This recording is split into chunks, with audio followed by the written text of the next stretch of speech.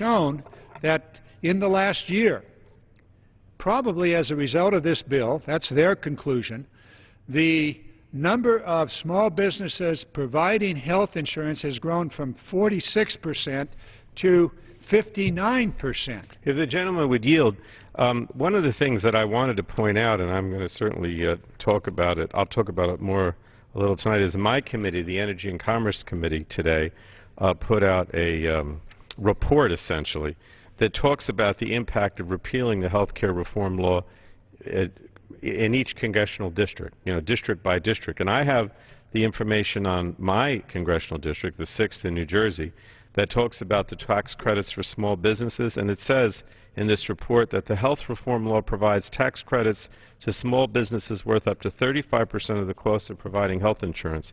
There are up to 18,200 small businesses in my district alone that are eligible for the tax credit. And of course, repeal would force these small businesses to drop coverage or bear the full costs of coverage themselves. And bottom line, every small business owner I know wants to provide coverage. It's just a question of whether they can afford it. And what we do in the bill is make it affordable by giving them this major tax credit. 18,200 small businesses in my district alone that benefit from it and would lose that if we repealed the bill. The gentleman would yield back. That is similar in every district, Republican or Democrat, across the nation. The number of small businesses may vary district to district, but the point is that every small business has an opportunity to reduce by more than 1/3 the cost of health care by simply providing health care. And that will grow to 50% in just 3 years. It climbs up 35 and then 50% in 2014. And in 2014, every state will have an exchange, an insurance marketplace where small businesses, individuals can buy health insurance on a marketplace that talks about the quality and the cost, so there's competition. Once again, why would you want to repeal that, where individuals can shop for health insurance in a competitive market? We talk about competition here. Well, let's let it happen. Right now it doesn't really occur because many insurance companies don't compete. There are many, many aspects of this. I noticed that our friend from Tennessee, the great state of Tennessee, has joined us. Mr. Cohen, what's going on in Tennessee? Do they want to repeal this? Do they really want to do away with the Patient's Bill of Rights, the preventative care that seniors are able to get under this bill, the closing of the donut hole? Is that what the Tennessee folks want? Thank you, sir. I don't think so, and the tide has been turning. The national polls, which I think are reflective of Tennessee, at least in a percentage basis, have shown that it's gone from 10 points up on people that want to repeal this bill to where it's even. As many people for it as against it in this country. There's been a 10-point switch in the last 2 weeks as people have looked at the possibilities of the repeal of the law and seen the benefits. What I thought about, Mr. Garamendi, I was in New York City, about 2 weeks ago, and I went in the Time Warner building, and they had an exhibit there of Salvador Dali. Surreal. Things looking out of space. Strange pictures and thoughts. And it's hard to think of this Congress and the Republican majority that's come in trying to repeal a bill that's going to become as popular once it gets implemented as Social Security and Medicaid and Medicare have over the years, that they are so out of touch with America today and its needs and the future. Because while this may seem to be important to the minority, the tail wagging the dog in that party, the Tea Party, that's wagging the dog saying repeal health care, the fact is, down the line, people are going to embrace this bill like they embrace the Great Society's Medicaid and Medicare and the New Deal's Social Security. And it's going to be a short-term possible victory, but a long-term defeat. And the myopia of the other side, let alone the hypocrisy of some of its members, is hard to fathom. But you can only see it through the eyes of Salvador Dali, because obviously they are Salvador Dali, and they're saying things in a surreal way.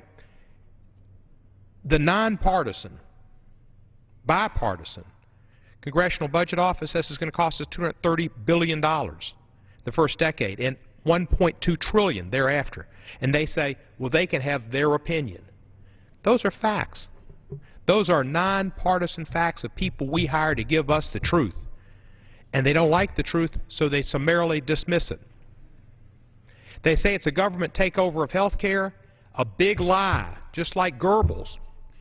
You say it enough, you repeat the lie, you repeat the lie, you repeat the lie, and eventually people believe it. Like blood libel. That's the same kind of thing. The Germans said enough about the Jews, and the people believed it, and you had the Holocaust. You tell a lie over and over again. And we've heard it on this floor. Government takeover of health care. PolitiFact, nonpartisan, Pulitzer Prize winning, 2009, St. Petersburg Times, said the biggest lie of 2010 was government takeover of health care, because there is no government takeover. It's insurance. I look at my Facebook regularly, and I've got some people I communicate with on different issues on Facebook. I respond to them, whether they take my side or not, obviously. And one lady has been constantly talking negatively about health care, and I responded, and she keeps going on with the line that obviously she hears, and she's taken as her mantra. And that is that this is a government takeover of health care. Well, she's drunk in the Kool-Aid. And that's just not true. We heard in August of 2009 that there were death panels in Killing Grandmother. Everybody agrees now that was a big lie. Just like government takeover of health care is a big lie. And it's amazing the lies, denying the effect on the deficit, claiming it's a government takeover, claiming there were death panels. This lady on my Facebook page talked about the fact that it was going to take insurance companies out and there was a public option. Well, there is no public option. And the exchanges aren't a public option, but the exchanges are private insurance where people can come together and get better rates that they couldn't get if they were dealing as individuals on the open market. People don't understand. And if you read Paul Krugman today, or yesterday, today in Memphis, we get it a day late, but yesterday in the New York Times, he talked about the errors in arithmetic, basically the lies that are being put out about how it will affect the budget. And Krugman, who's only a Nobel Prize winner, says it's just not true. And what it comes down to, the bottom line, is there is a group in America that don't feel like they have a responsibility, a social responsibility, a moral responsibility to those 32 million Americans who can't afford health care and right now are seeing death panels. The death panels that say you won't have insurance and you won't have health care. As we are just one day beyond Dr. Martin Luther King's holiday, America's holiday, celebrating Dr. Martin Luther King. Dr. King was for not only social justice, which everybody embraces today and talks about kumbaya and integration, but it was also economic justice. And economic justice involves health care, and it involves giving everybody an opportunity to stay alive, to get educated, and to get a job. And the first priority, I have always believed the government, is to keep people alive. It's health care. The second is to get them educated, and the third is to get them a job. Now, this rhetoric on the other side about whatever they want to call it is not only false, read Krugman, the Nobel Prize winner, but it's a third priority, and the first thing is keeping people alive. And you want to tell those 32 million Americans, we don't want you to have insurance, we don't care about you? That's wrong. Dr. King wouldn't approve of it. I don't approve of it. America won't approve of it. And it is, as I started with, surreal to think that the first thing this Republican Congress is doing is trying to repeal what will be known down the years as one of the great acts ever passed by this United States Congress. It will be to the fortune of the Democrats because, like Social Security and Medicare and Medicaid and voting rights and civil rights, they are Democratic initiatives that brought America forward, progressive initiatives that have been brought forth by this side of the aisle. And the myopia of the other side is politically welcome, if not policy-wise sad. Thank you. Mr. Cohen, thank you very much. You pointed out the nature of the debate taking place on the floor. And I listened to much of the debate this afternoon as it was going on, and tomorrow it's probably going to be the same. And like you, I was surprised and in many cases disappointed with the rhetoric that I heard. It simply wasn't based on fact. They talked about the government takeover of health care. You used the word big lie. Well, in fact, it is not going to happen. This is not the government takeover of health care. There are many who said we simply should take Medicare and expand it to all. Now, that's a program that is government collection of the money, but the services are provided by individual doctors, hospitals, and other provider groups. It's not a government takeover. It's a government finance program. You mentioned the uninsured, actually it's about 42 million uninsured in America. They get sick. Who pays for them when they go to the emergency room? They don't have an insurance policy. They're certainly not going to be able to afford the cost of an emergency room in any procedure. Those people that are uninsured do get sick. They do go to the emergency room. They do get medical care. And guess who pays? The taxpayer. Property taxes. In Tennessee, property taxes. In California, the general tax base and the federal government. And here's the clincher. Every health insurance policy in the nation pays for the uninsured. So we have health care coverage. In fact, this law requires that the three of us and all 435 members of Congress and 100 members of the Senate will get the exact same kind of insurance that every American gets. We don't get a special deal. And in fact, we get to pay for part of it ourselves. That is a fact. So what about those people that are out there uninsured that get sick? We get to pay for it through our health insurance policies because that cost is shifted over to us or the taxpayer. There's no free lunch here. The question we have is, should everybody participate in this insurance pool? I think it's only fair to say that we all participate. I don't know what I said, Mr. Pallone, that made you come to your feet, but please. Well, I wanted to point out that, and I mean, everything you said is absolutely true. I mean, I know that in my state, we estimate that every insurance policy, for those who have insurance and are paying their premiums, there's built into it something like $1,000 to $1,500 per year in your premium that pays for uncompensated care for others. But I actually have a statistic in that Energy and Commerce study I mentioned before that says in my district alone, repeal would increase the cost of uncompensated care by $54 million annually for hospitals in my district.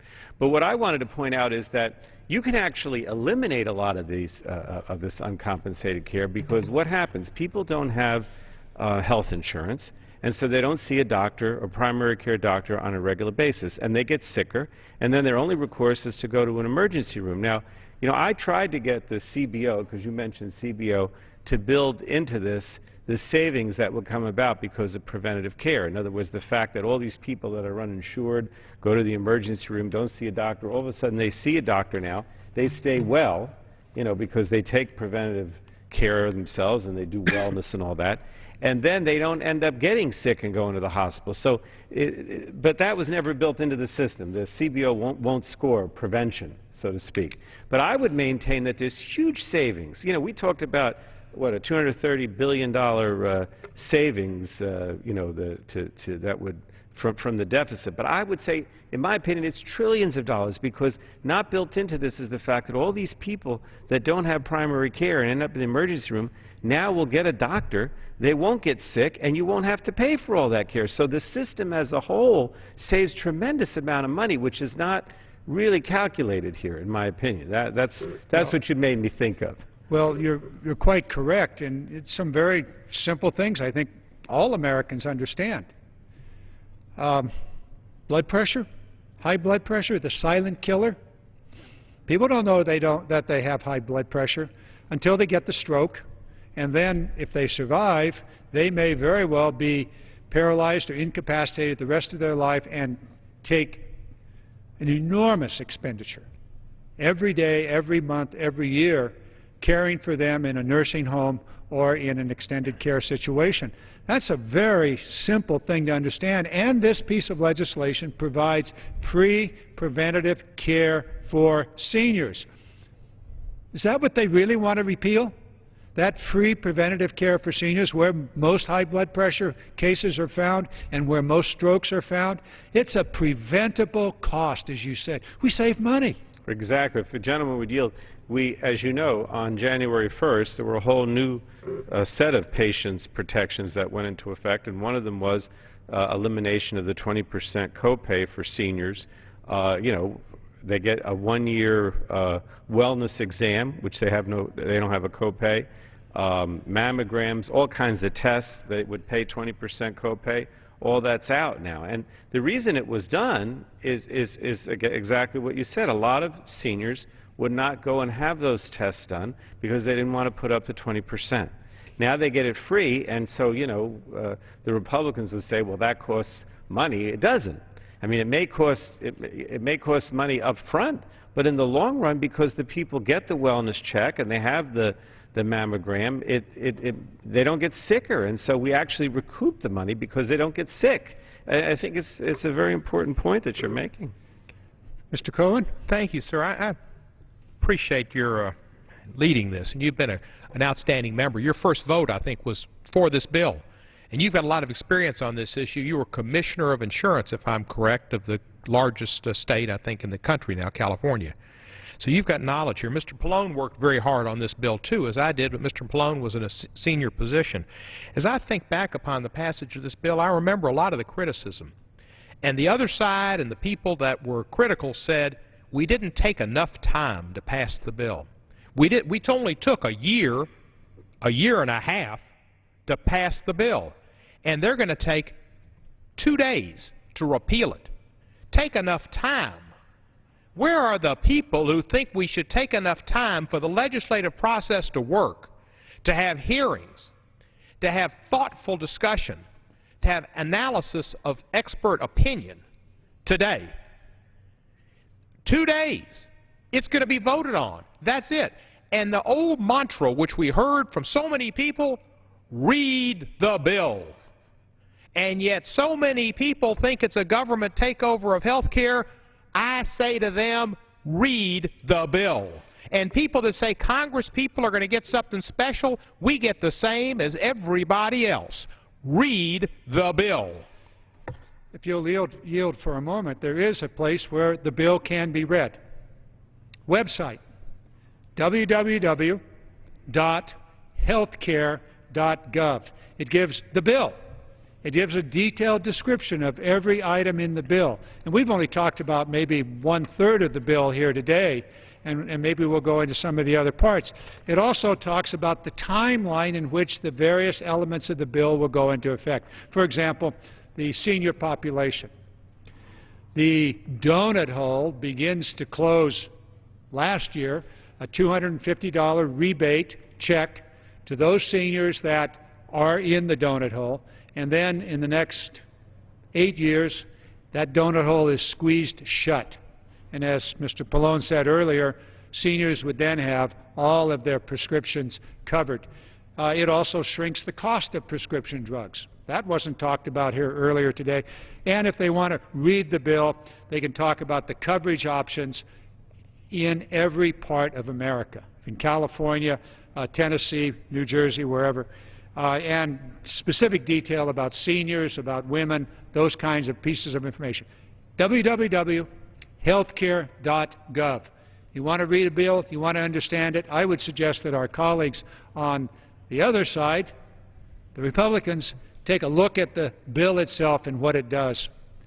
Please continue, Mr. Cohen. Well, thank you. Today, when I came on the floor, Ms. Slaughter, one of the senior members of this Congress, an outstanding member, the former chairperson of the Rules Committee and now the ranking member, told me of a member on the other side, a member in their 4th term, who I guess it was in Rules Committee, but it might have been on the floor, expressed for the first time astonishment, amazement, that her insurance provided for members of Congress was subsidized by the federal government.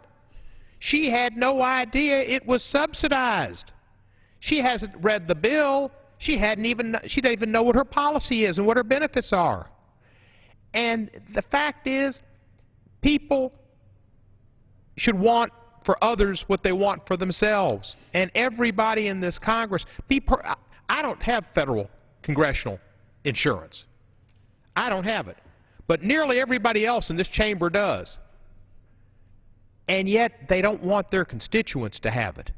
Now, that's hypocrisy. If you would yield for a moment, last week on this floor, many of us tried to put an amendment on this piece of legislation that would say if the repeal occurs, then every member of Congress would lose their health care, keeping in mind that 31 million Americans will not have health insurance if the repeal takes place. And so 435 of us, the bill is repealed, we should join the 31 million Americans that will not have health insurance if the bill is repealed. Seems to be the least we could do. If we want to harm 31 million Americans, if we want to take away the insurance from 31 million Americans, then surely 435 of us should be willing to go without insurance also.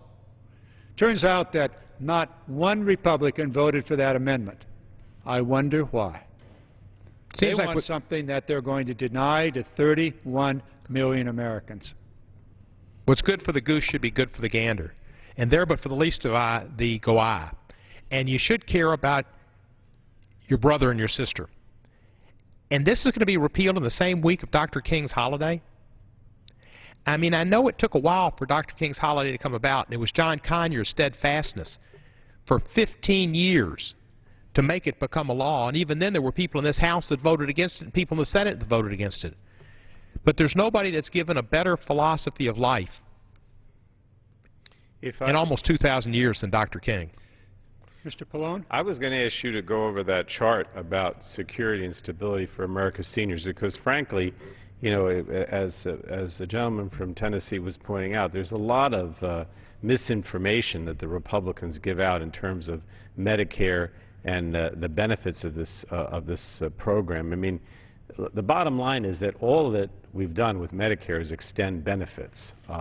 And a lot of seniors think that somehow, you know, Medicare is going to be negatively impacted, which is simply not true. So if you could go through that, I'd appreciate it. Well, I'll do my best, and along the way, if my colleagues would join on any one of these issues, I'd appreciate it. Health care reform means security and stability for America's seniors. First of all, despite all the rhetoric on the floor, this legislation actually improves the financial status of Medicare, extends the solvency of Medicare, I think, almost a decade, a little less than maybe 9 years. If the gentleman would yield, I actually, you know, on the first point that you have there, I actually went before Rules I guess it wasn't last week, 2 weeks ago now, because last week we had the tragedy with our colleague from Arizona. But 2 weeks ago I went before the Rules Committee, and and I had an amendment that actually said that the repeal would not go into effect if it actually negatively impacted solvency, and it actually is 12 years. In other words, the bill, the health care reform, added 12 years of solvency to the Medicare Trust Fund. In other words, with the repeal, solvency would begin, or I should say insolvency would begin in 2017. So this pushes that day of reckoning back when there's not enough money to pay out another 12 years. So push it back to 2023. Yeah, exactly. So I mean, that's an important point. And again, everything that we do shores up Medicare, provides more benefits under Medicare for senior, expands their benefits.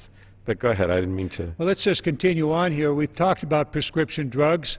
It's not only the donut hole, but there are certain kinds of generic prescription drugs that would also benefit as a result of this legislation. And, of course, the donut hole issue, which we've discussed here in some detail. The donut hole is squeezed shut, and initially this last year, $250.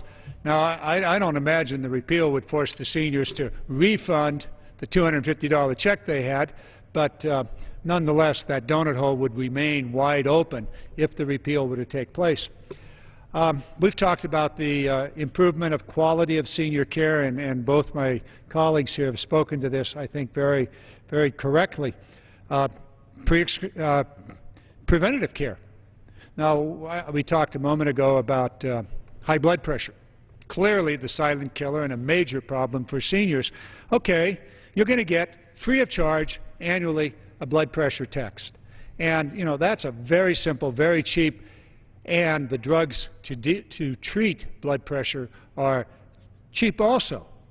But the cost of not treating it is extraordinary. There's another one that affects not only seniors, but others around this nation, and that's diabetes. This is an enormous cost. It can be treated, it can be taken care of, but if you ignore it, you're in for a world of harm and a very, very great expense to all the people, including in this case, the taxpayers. This is an interesting one. Primary care doctors, nobody has really talked about this much on the floor, but in the legislation there is a significant increase in medical education opportunities, not only for doctors, but also for other primary care nurse practitioners, physician assistants, and nurses. An enormous increase. This one happens to be really, really important to me. Our daughter graduated from medical school just 3 days ago. And we go, yes. And she says, I want to do primary care. And I'm going, terrific. How about geriatric care? Now, my wife and I are looking to the future here. But this is really important. And she has an opportunity under the piece of legislation, as do all other primary care doctors who choose to serve in underserved areas, and she may very well decide to do that, to have their medical loans reduced as they provide service in underserved areas. And some of those underserved areas are in our urban communities. Now, that brought Mr. Cohen to his feet and Mr. Pallone, so please share, gentlemen. Colleague from Tennessee go first. Well, there's so many problems. I represent an urban district in Memphis, and we do have a lack of health care in the urban areas, and we need more primary care doctors. And we also need more community health centers, and that's something else the bill is going to provide for, is more community health centers. There are large areas in my community that there are very few doctors that are available, and they're not community health centers. So that's another portion, not just the primary care docs that are so important. And we've got one of the greatest ones, some of the greatest in Memphis, but it's difficult for them. You know, that's it's community health centers. If you would yield for a moment, that's not been discussed. But in every part of America, people need to know about the enormous increase in the community clinics that will be available. That's in the legislation. It costs money, but it saves money, because once again, people will be able to get care early. Could I just please, ask Mr. the Pallone. gentleman this is true in the health reform, that there's a lot more money for community-based health care clinics, but we also had that in the stimulus, the Recovery Act. And actually, I had 2 clinics that were funded under the Recovery Act that had not received federal funds before. And just to give you an example, they coordinated with the emergency room at Monmouth Medical Center, so that every time someone comes to the emergency room who's eligible for the community health center, because they probably, many of them are uncompensated, have no insurance. Now they go back and coordinate so that that person doesn't come back to the emergency room again, which of course is a tremendous expense, and instead goes to the community health center where they get primary care. So that's an example of where some federal dollars that are going to community health centers are now being used to to make it so people don't have to go to the emergency room, because they're getting the primary care in the clinic for probably maybe 1/100th of the cost of the emergency room. Well, you raised another point, and I recall a conversation with Mr. Cohen in the past where we talked about medical technology, which is also not only in the Affordable Health Care Act, the health care reform, but also in the stimulus bill. And part of what you talked about is the use of electronic medical technology to provide continuity of care, whether you are in this clinic or that hospital. You can be able to get that information across from one to another. Mr. Cohen, you want to carry on? You talked to me about this some time ago, and you had some pretty good notions of what would happen in Tennessee. Well, just the idea, and I would yield to Ms. Jackson-Lee in just a second, but the idea of having the medical records on computers rather than having them on the notes. My father was a doctor. I inherited his penmanship. I got a C in penmanship. Teacher was kind to me. doctors don't write real well. If you have to go from written records, it's difficult, and they don't get transposed well. But if you have them on computers, it's very easy to see what shots, the inoculations that the patient has had in the past, what treatments they've had, and it makes it easier to render a diagnosis and not to repeat tests that are unnecessary and costly. And it's so important, and that's part of this bill, is to see to it that the records are put on electronic devices so that they're available throughout the World Wide Web and everywhere, and that saves medical costs in the long run. You know, some of this, if I might for a moment, sir, already exists. I've been with Kaiser for 3 decades, and they have put all of the records, all of my history, all of their patients and millions of patients on the electronic information system. I could present myself at any Kaiser facility across this nation in an emergency situation, and they could take my number and immediately call up my entire history so that they don't have to start at the beginning with blood tests and all of the other procedures that are common in today's emergency room simply to know about the individual's health circumstances. But all they need to do is enter that number, bingo, they've got my information. That's where the electronic medical records would be found. And it's interesting that our Republican colleagues want to repeal that. I don't think so. But finally, at last, we're going to hear from a woman. We need that perspective here. Please join us. Thank you so very much for coming in. Thank you. I thank the gentleman from California, but more importantly, I thank him for really turning the light bulb on. You know, we worked so hard on this legislation that we probably have forgotten to articulate all the nuances of this bill. It is unbelievable. I hesitated to use the term frivolous today, but frankly, I'm saddened by the fact that we had to engage in a frivolous debate.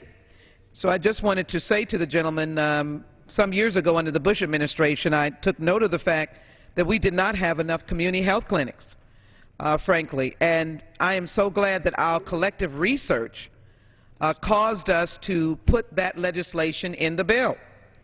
And last Monday, I convened my community health clinics. It was amazing at the expanded work they do because some of them receive stimulus dollars, and one of my clinics were able to open up 21 legacy, and one of my community health clinics was able to open up 21 new patient rooms because of stimulus dollars. But what I want to say on that point is 3 things. Community health clinics help seniors and families, and to seniors, this gives you, in addition to the comfort of being nearby your home, but you get, in addition, a primary home or a medical home. You can use that clinic, that doctor to be part of your medical home. The community health clinics can then multiply themselves or improve themselves by having electronic records, where as a senior who has extended medical records, can you imagine in the future what happens with seniors when they can put all of their data into electronic records to be able to track seniors and to ensure their good health? So contrary to frightening seniors and talking about death panels, this bill provides community clinics, a medical home, electronic records, and the inevitable closing of the donut hole so that seniors do not have to pay, choose between paying rent and buying food and getting their brand drugs that they're needed. So I just wanted to say there's so much. And then, as you mentioned, your daughter and the training, that's creating jobs. How do they talk about losing jobs, which I think, by the way, again is frivolous, because we created 1.1 million jobs. And frankly, I would just say to you, this is about saving lives. Jobs are very important. We've created jobs. But even the title of their legislation, H.R. 2, job killing, this is killing Americans if we take this bill away, if we repeal this bill. So I would argue that maybe my good friends, who some of them are new, and I appreciate their newness, I appreciate their desire to keep a commitment to constituents. But when you come to the Congress, you have to govern. You have to look at the whole of America. And therefore, in looking at the whole of America, you need to look at the crux. The crux is saving lives. So I thank the gentleman for bringing us to this point, and I know that we'll be getting another hour that I hope maybe I'll have an opportunity to share some thoughts with. But again, I'll yield back my time and just say this is about saving lives. Well, I thank the gentlewoman for her insight into the way in which the bill affects her home and her community. Because that's what all this is about. It's really about the community. Mr. Pallone, if you'd like to take a few moments and wrap, and then I'll provide the final wrap here as we close down this one-hour discussion. Well, I was just wanted to mention before, I mentioned how the money that was going to the Community Health Center in Long Branch in my hometown was being used to coordinate with Monmouth Medical Center so that people didn't have to go to the emergency room, or when they came once, they were put into a computer, and it was exactly the electronic system that you talked about. I went to Monmouth Medical Center one day because they had expanded their emergency room because they had so many people flooding the emergency room, particularly in these tough economic times. A lot of people don't have health insurance, more and more people. And so they had actually doubled, I think, the capacity of their emergency room. But they coordinated electronically with the Community Health Center with this money that came in.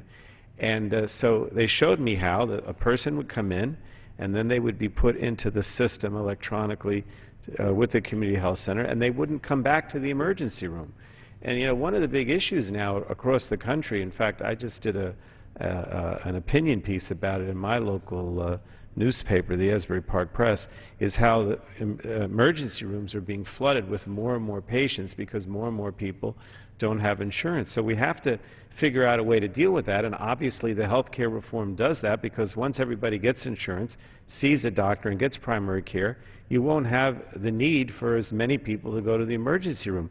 When you expand an emergency room and add all this additional capacity, it's millions and millions of dollars.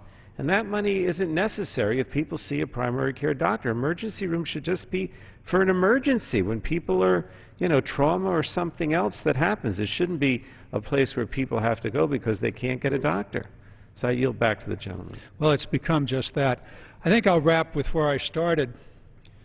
The health care reform, the Affordable Health Care Act, really is about making life better for every American from the moment they're born.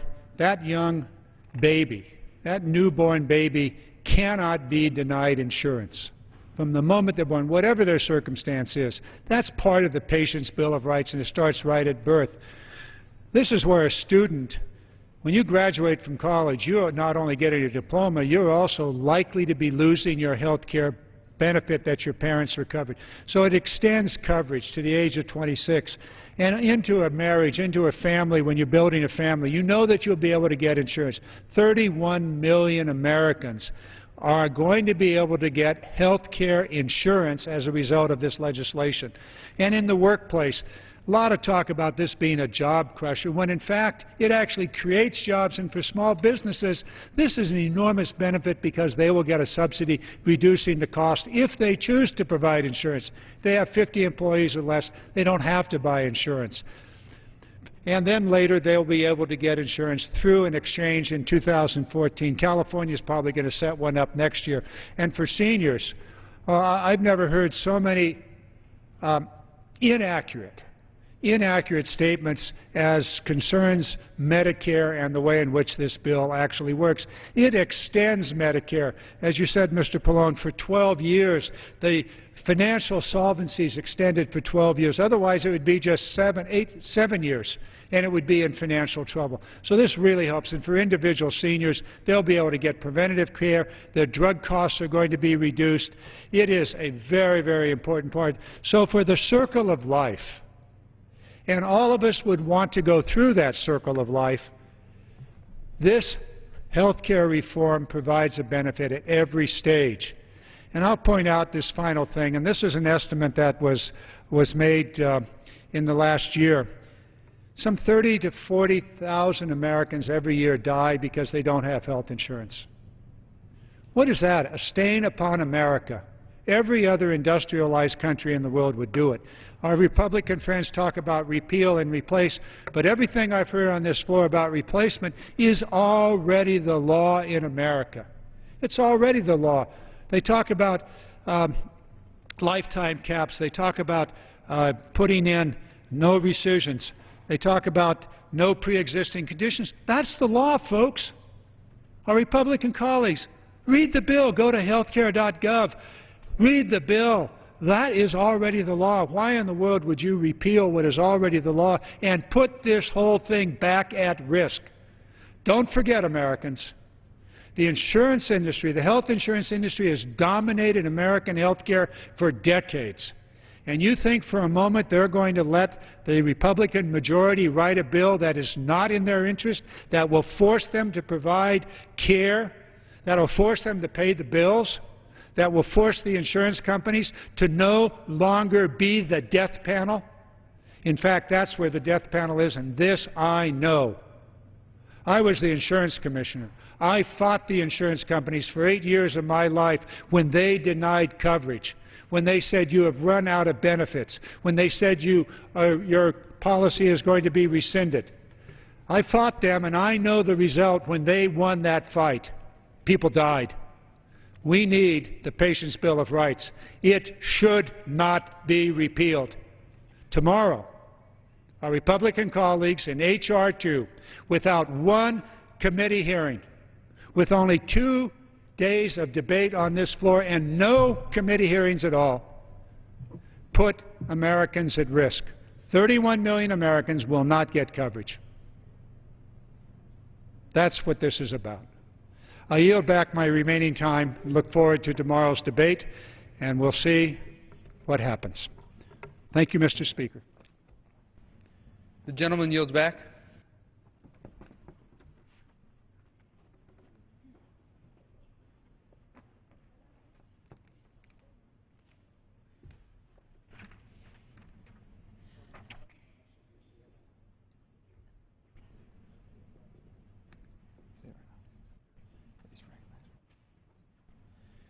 Mr. Braley of Iowa.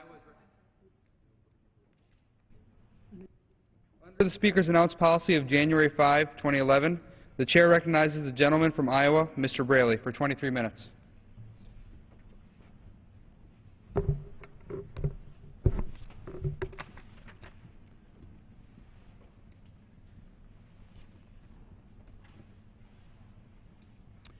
Thank you, Mr. Speaker. One of the things that we've heard a lot today is talk about policy. But I want to spend some time tonight talking about the face of the efforts to repeal the Affordable Care Act, and the face could not be any clearer than this young man to my right. This is Tucker Wright, a 4-year-old boy who lives in Malcolm, Iowa. And January 2nd of this year was an important day for Tucker and his family, because 2 years ago, this young boy was diagnosed with liver cancer before he reached his 2nd birthday. And some amazing doctors and nurses took care of him after they removed 2/3 of his liver, and miraculously he is alive today. And his parents had done everything they were supposed to do. They both had full-time jobs. They had the best health care coverage you could get in the state of Iowa at that time. And yet, in spite of that, they ended up with tens of thousands of dollars of uninsured medical expenses. And this young boy faces an uncertain future filled with CT scans, tests, medical procedures over his lifetime, and he's just getting started in his life. Now, before January 1st of this year, his father and mother couldn't change their jobs because if they had, their coverage would have been denied because of a pre-existing condition, his liver cancer. But because of the Affordable Care Act passed in this Congress and signed into law by President Obama last year, as of January 2nd, his parents no longer were bound to their jobs because they had the freedom to get a different job and not worry about having his health care benefits excluded under a policy called pre-existing conditions. Now, what our friends on the other side of the aisle don't want you to know about Tucker is that if they get what they want and they repeal this health care bill, the very first thing that's going to happen is his insurance company is going to send him, his parents, a notice of rescission, that his coverage is terminated because he has a pre-existing condition that would then be subject to excluding his coverage. Now, they could do that because we banned the practice of pre-existing conditions and we banned the practice of rescission in the Affordable Care Act after hearing days of testimony from witnesses who had experienced those practices firsthand and talked about the devastating impact it had on their lives. So when we're on the floor tomorrow talking about repealing the Affordable Health Act, the Affordable Care Act, I want you to think about Tucker Wright and what that means to him and the millions of other American children who would be discriminated against by insurance companies because of a disease they have no control over. And our friends on the other side of the aisle are telling us, don't worry, we're going to repeal this bill and then we're going to come back and we're going to fix these problems. Really? You know, I came here in 2006, Mr. Speaker, and I was proud to be part of that class of 2006. But when I got here, the Republicans had been in power for 6 years. They had George Bush in the White House. They had a majority in the House and a majority in the Senate. And what did they do during that period to ban the practice of pre-existing conditions? What did they do to ban the practice of rescissions? Nothing. Not one thing.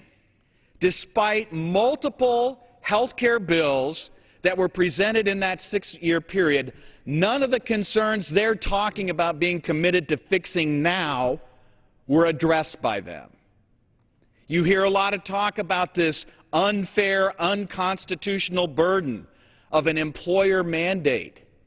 Well, folks, if you go back to 1993, you'll see that Republicans, including my Republican senator from Iowa, Chuck Grassley, offered legislation in Congress to have an individual mandate because they knew the only way we were going to get costs under control was by bringing more people into insured plans, spreading the risk, and making health care more affordable for all Americans. So why do we find ourselves where we are now? Well, we find ourselves here because of an unwillingness to face the reality that Democrats in the House and the Senate and President Obama faced a problem that had been plaguing this nation for decades. Millions upon millions of Americans without access to quality, affordable health care, and that was a stain on our national reputation. And we decided to do something about it. And we didn't make any bones about the fact that this was going to be a priority. Some of my colleagues and I ran on this issue in 2006 because of the problem of 47 million Americans without access to health care coverage.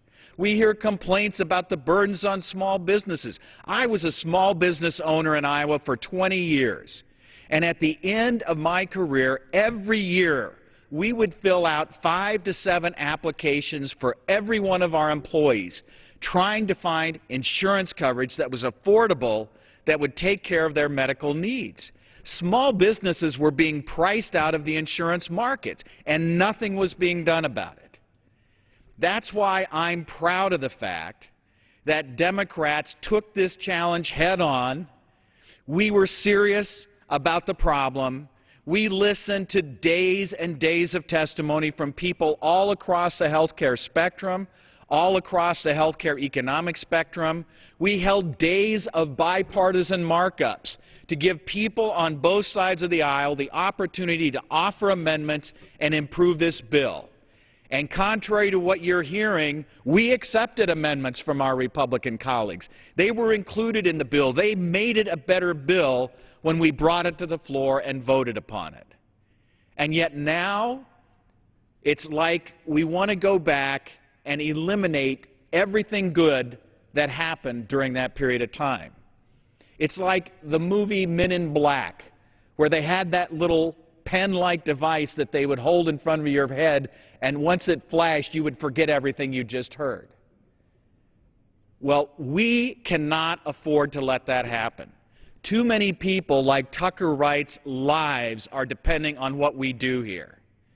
And that's why when we talk about these important issues, remember the faces of the people whose lives are benefiting from this important legislation.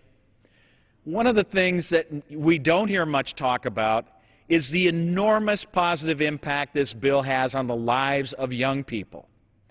One of the things that has changed dramatically from when I graduated from college many years ago is that now many young college graduates are required to perform an unpaid internship in order to get a job. It may be an entry-level requirement before they can take a certification test, or it may be the only way for them to get access to that employment market. Well, what does that mean practically? It means that once those students graduate from college, if they're older than 22, they get kicked off their parents' insurance policies. Okay, well, in the past, people would go out and find work, and usually that work had insurance coverage with it. Not anymore. We have generations of young people out there looking for work with no health insurance, and when they get sick and need medical care, if they don't have insurance, they still get the care, but somebody pays for it. And that somebody is us, the U.S. taxpayers and people who buy private insurance, who have their premiums increase or their taxes increase to take care of people who don't have health insurance. So this bill does amazing things for young people. It prohibits discrimination from people like Tucker Wright, and it allows seniors access to care so that they know that they're getting the wellness and preventative checkups they need to make sure that they're getting the best care that they can. There's a lot of talk on the floor in support of repealing this bill about the imposition that this bill has on health care providers and the barriers it erects between them and their patients. And nothing could be further from the truth. In fact, what this bill does is it promotes an atmosphere between physicians, health care providers, and patients that strengthens that bond, that relationship, that dependency by giving patients more access to their doctor and their health care providers at that time they need it most, when they're making decisions about chronic care, which is one of the biggest cost drivers in health care today, managing their diseases and in lowering the cost of health care for all of us, and yet you won't hear one word about that as a critical benefit of this bill. And that's why, as the American people, Mr. Speaker, listen to the debate tomorrow, leading up to this important vote, they need to ask themselves, what's this all about? And whose lives really are going to be impacted if we repeal health care? It's time to talk reality. It's time to talk about the Tucker Wrights of this world and what this will do to them.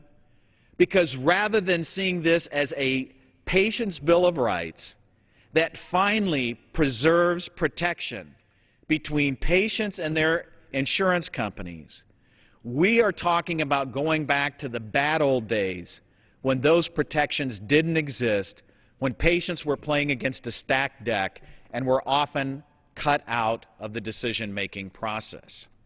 The risk is too great. We need to think of who is going to benefit from this bill and who will be harmed if it is repealed. And I call upon all of my colleagues to search in their heart and their souls for the real impact that this bill is going to have if it's repealed. And with that, I'll yield back the balance of my time.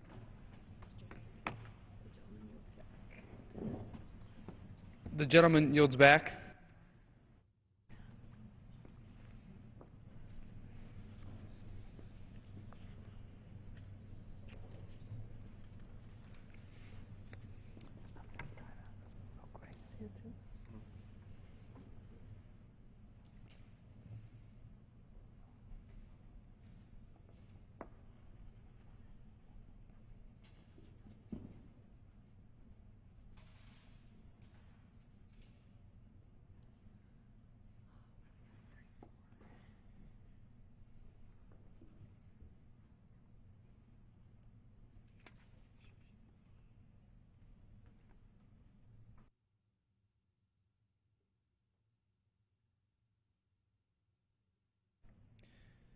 Under the Speaker's announced policy of January 5, 2011, the Chair recognizes the gentlewoman from the Virgin Islands, Ms. Christensen, for 34 minutes.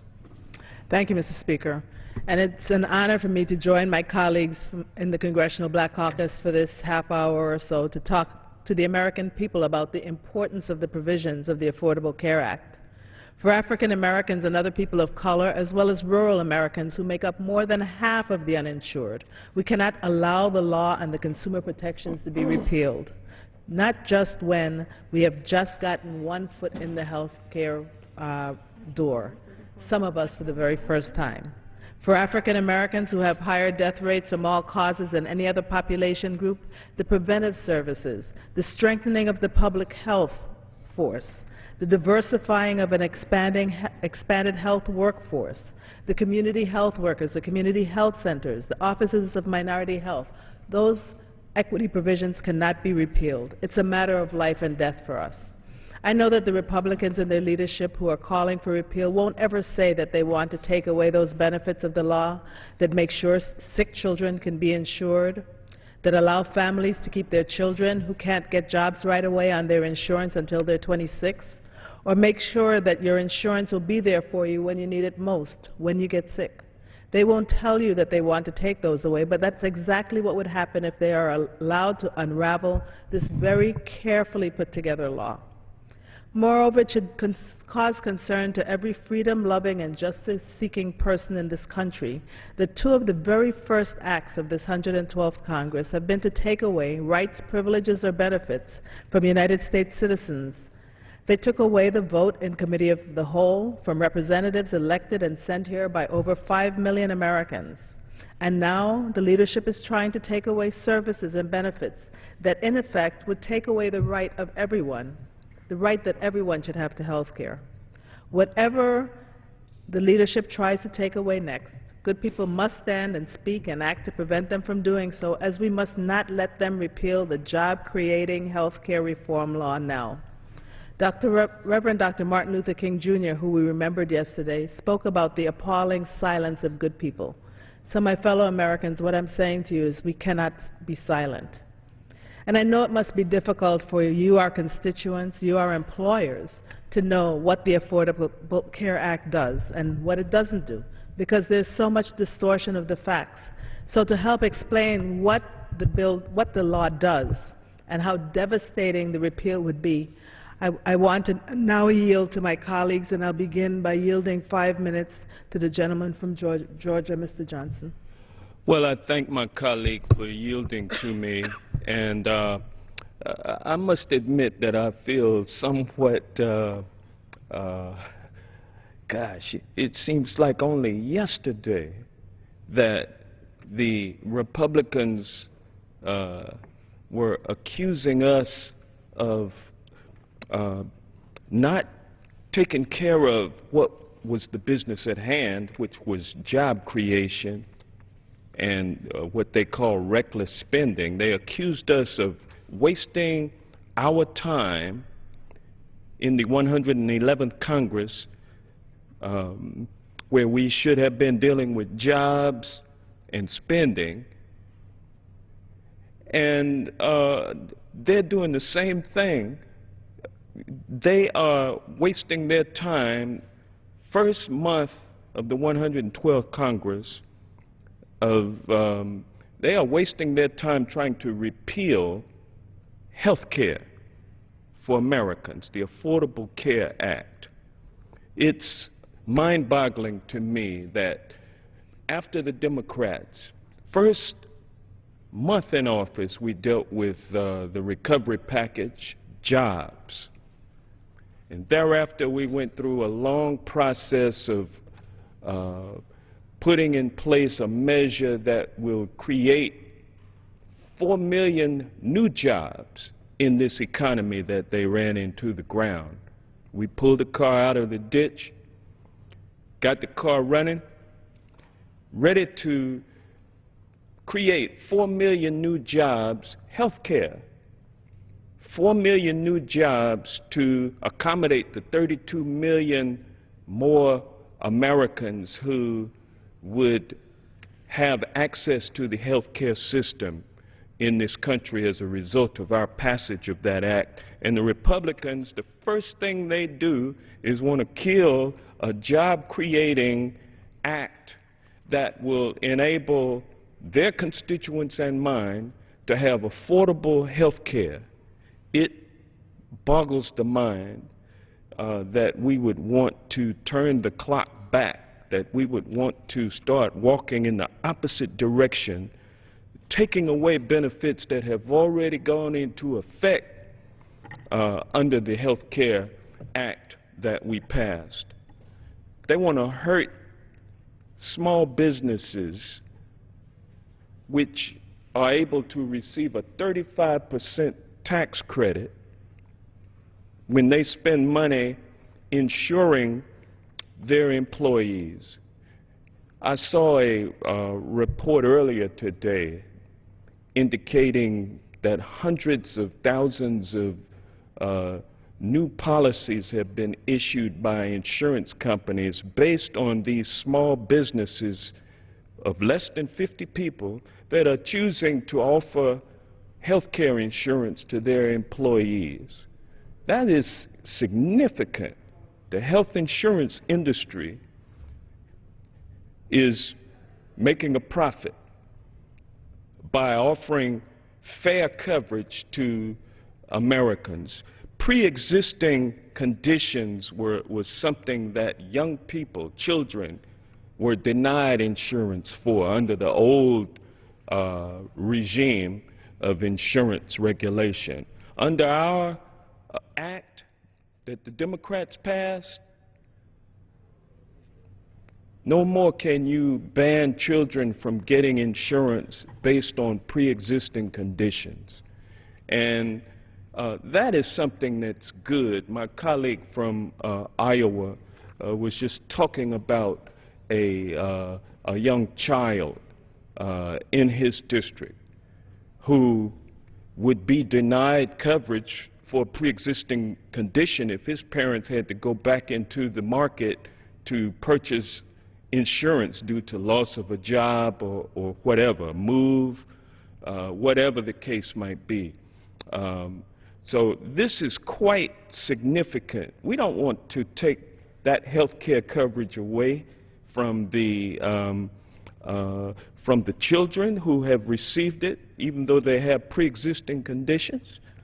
The $250 rebate for seniors who had reached the dreaded donut hole.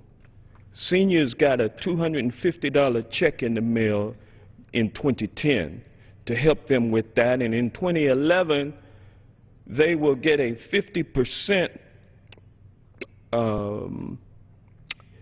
discount on all brand name and generic drugs. 50%. That is going to help so many Americans with their drug bills. And this is what they want to repeal. They want to cost you as a consumer more money for prescription drugs. And I'm happy to stand on the side of those who say no to a repeal of the health care legislation that we passed. They want to be able to repeal provisions in the law that prevent and prohibit insurance companies from canceling your insurance when you get sick. That's a common sense regulation to protect American consumers. And my friends on the other side of the aisle would, at the behest of those in the insurance industry who spent about $100 million to defeat health care legislation, and that was unsuccessful, so they went out and spent hundreds of millions of dollars more to defeat the Democrats who voted for it. And so now we're at the point where they want to reciprocate to those who elected them at the expense of the very American people who voted for them. It doesn't make a whole lot of sense to me, Mr. Chairman, Mr. Speaker. It really does not. Lifetime caps on coverage already in effect. They would repeal that.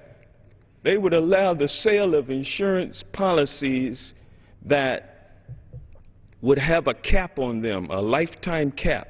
So you would pay ever-increasing premiums with a ever-lessening amount of lifetime insurance coverage. Well, we've taken that cap off. We've taken the unfairness out of that equation by mandating that those clauses in insurance contracts are void and unenforceable. So no more lifetime caps on insurance. These are some of the things that enabled the insurance companies and their corporate bosses, officers, shareholders, and the like to attain millions and millions and billions of dollars of profits every year, going up every year, and your premiums going up also. Just reckless, no regulatory impact, no care about what that's doing to America. It's actually costing the taxpayers a lot of money, Mr. Speaker, because if people don't have insurance, that does not immunize them from getting sick. We're all going to get sick one day. We're all going to need medical care. We're all going to, at some point, need the care of a doctor or a nurse. And it costs money, and if we don't have insurance, it can't be paid for. So people without insurance don't get access to the health care system until they get so ill that they have to go to the emergency room, and at that point, taxpayers have to subsidize that cost. And so it stands to reason that with 17% of our gross domestic product being spent for medical care in this country, and the fact that that has an impact on our interstate commerce, it means that the federal government certainly has a role to play in regulating the health insurance industry. And that's exactly what we did. And I want to now recognize or flip it, if you will, back to my good friend from the Virgin Islands. I want to thank you, Mr. Johnson, for